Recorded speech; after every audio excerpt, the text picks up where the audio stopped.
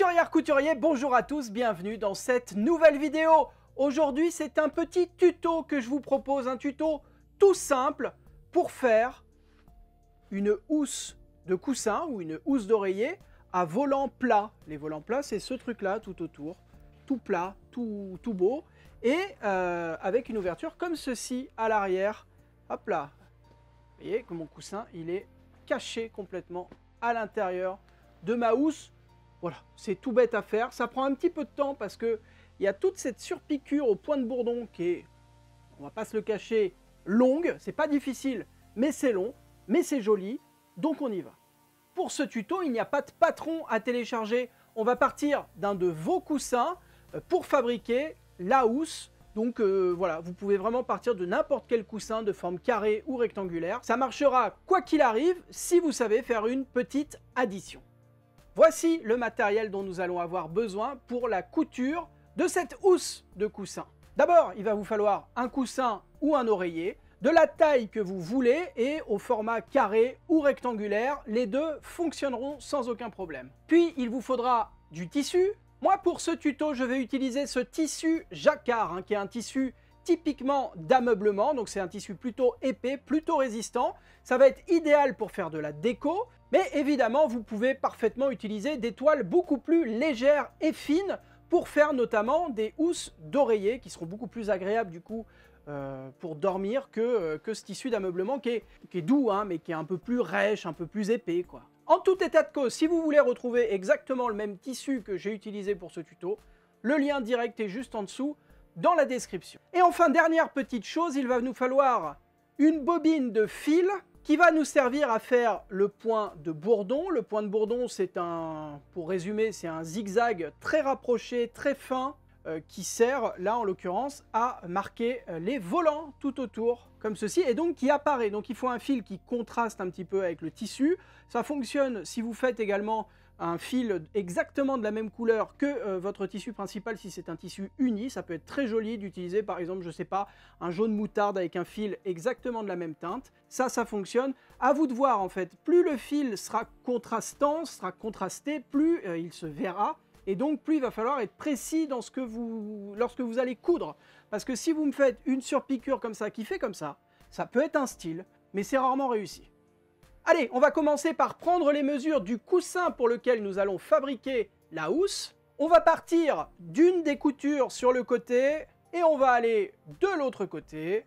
Et là, j'ai 50 cm. Et bon, mon coussin est de forme carrée, mais sait-on jamais, il y a peut-être un petit décalage, on va vérifier. Pareil, je pars de la couture en haut jusqu'à la couture en bas. Et ça fait exactement 50 cm également. Tout va bien.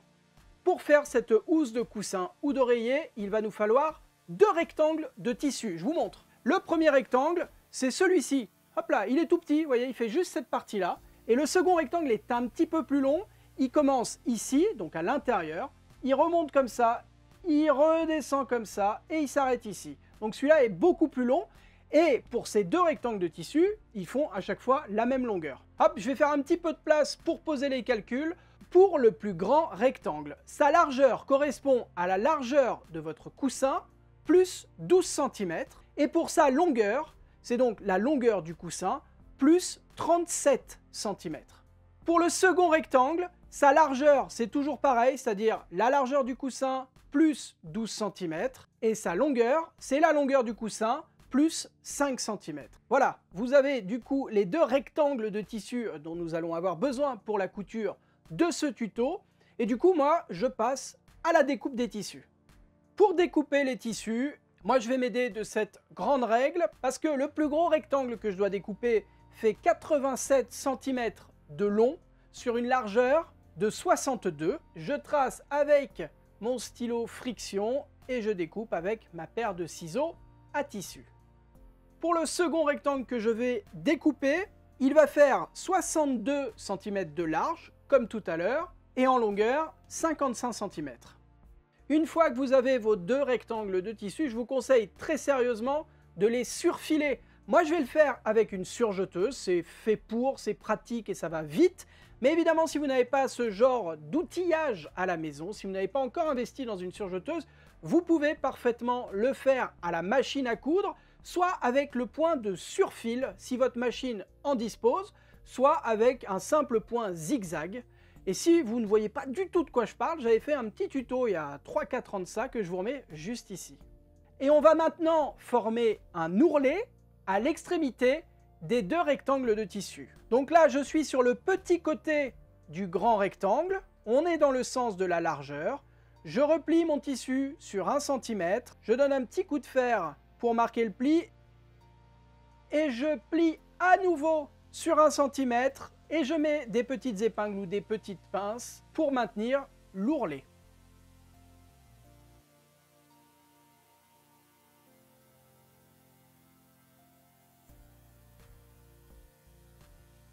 Et à la machine à coudre, on va piquer tout le long ici.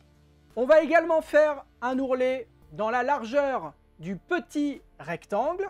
À nouveau, je replie l'extrémité sur 1 cm, je donne un petit coup de fer pour marquer le pli, et je replie à nouveau sur 1 cm, et je bloque avec des petites épingles ou des petites pinces. Là, pour que vous ne soyez pas trop largués, les deux ourlets qu'on fait, c'est simplement le premier ourlet juste ici, là, tout le long là, et le second est ici, histoire de ne pas avoir les bords nus à cet endroit. Voilà, histoire de ne pas avoir le surfil à cet endroit qui serait pas très élégant du coup.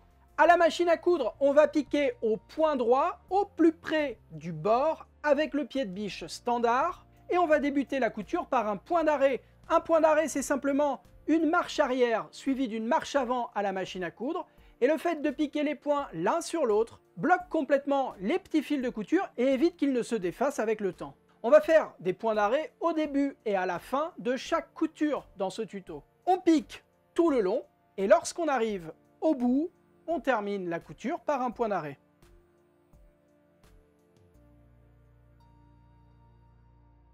On fait exactement la même chose avec l'autre ourlet. On coupe les petits fils de couture qui dépassent. Maintenant, vous positionnez le grand rectangle en droit face à vous.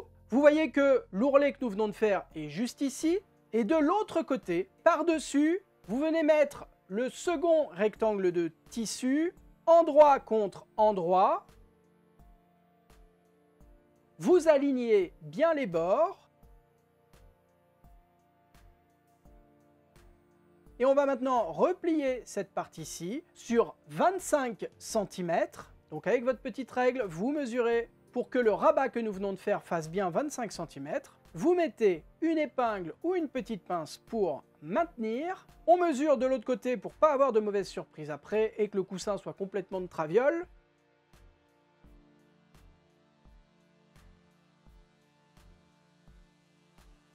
Et à la machine à coudre, on va piquer tout le long ici, ici, et on remonte jusqu'en haut. À la machine à coudre, on est toujours avec le pied de biche standard, le point droit, et cette fois on est à 1 cm du bord. On débute la couture par un point d'arrêt, on pique tout le long. Lorsqu'on arrive dans un coin, on laisse l'aiguille plantée.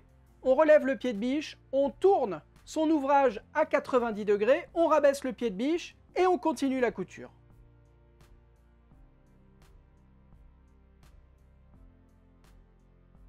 Et lorsque vous avez piqué tout le long, vous terminez votre couture par un point d'arrêt.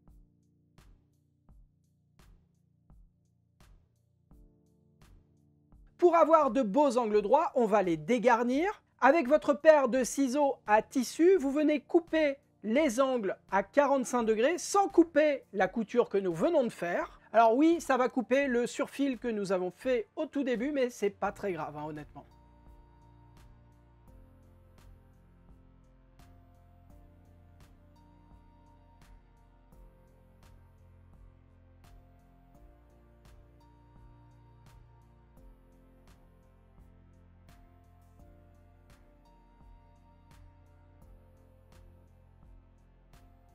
Et on va maintenant retourner complètement la housse sur l'endroit.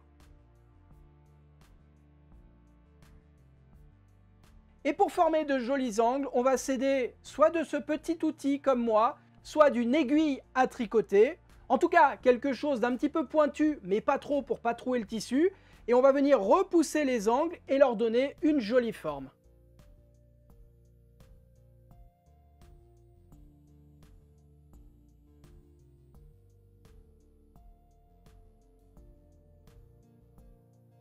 Pour bien faire les choses, je vous conseille très sérieusement d'aller faire un petit tour sur votre table à repasser pour vraiment avoir quelque chose de nickel à ce niveau-là, parce que la couture que nous allons faire va complètement bloquer l'accès aux angles et aux bords. Donc il faut absolument que votre housse soit bien formée à ce moment-là, parce qu'après ce sera trop tard. On va maintenant tracer précisément à l'endroit où nous allons surpiquer tout le tour. Donc vous vous munissez d'une règle. Alors si vous avez la même règle que moi, ça va être très pratique pour faire ça. Sinon, vous mettez des petits traits régulièrement à 5 cm du bord de la housse.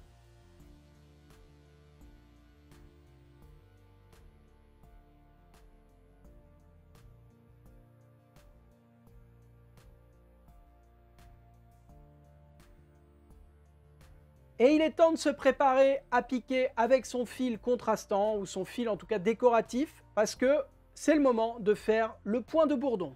Je vous l'ai dit en intro, le point de bourdon, c'est simplement un point zigzag très rapproché et pas très large. Je vous montre les réglages que j'ai fait sur ma machine, mais évidemment, chez vous, ce ne sera pas forcément exactement ce réglage-là qu'il faudra faire, mais au moins vous aurez une idée à peu près de la dimension de ce point de bourdon. On choisit donc le point zigzag, c'est celui-ci, et on va réduire sa largeur. Moi, je vais la mettre à 3 mm, et on va également réduire sa longueur, et cette fois, je la programme à 0,4 mm. Si vous n'avez jamais fait de point de bourdon chez vous, encore une fois, ça n'est pas compliqué, mais faites un test quand même sur une chute de tissu pour pas avoir de mauvaises surprises, parce que le problème de cette surpiqûre comme ça, très rapprochée, ça flingue votre tissu. Si jamais vous avez besoin de le défaire, ça va vraiment faire des trous tous les 0,4 mm, donc ça peut vraiment abîmer votre tissu. Donc il n'est pas question de se tromper, on y va d'une traite, on va en ligne droite, c'est pas difficile, mais voilà, si jamais il y a quelque chose qui ne va pas dans votre réglage, ça risque de se voir si vous êtes obligé de tout refaire. On débute la couture cette fois pas par un point d'arrêt, parce que de toute façon on va piquer tout le long et revenir à notre point de départ, donc ça bloquera les petits fils de départ à ce moment-là. Vous piquez tout droit bien le long du trait en prenant bien votre temps. Là, honnêtement, c'est la partie la plus longue de ce tuto. Je vous préviens, donc pas la peine de vous affoler. On a le temps, on s'applique, ça va être super beau à la fin. Lorsque vous arrivez dans un angle, comme tout à l'heure, on laisse l'aiguille plantée, on relève le pied de biche, on tourne son ouvrage à 90 degrés, on rabaisse le pied de biche et on continue la couture.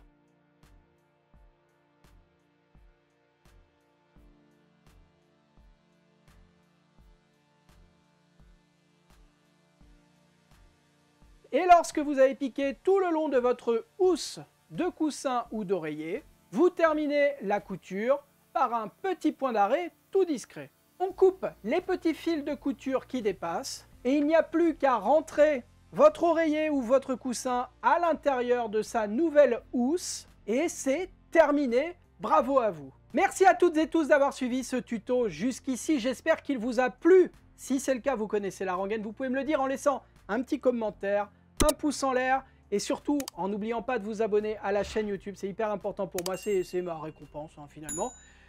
Ça se passe juste en dessous, il y a un gros rectangle rouge où il y a marqué s'abonner, il suffit de cliquer, c'est gratuit.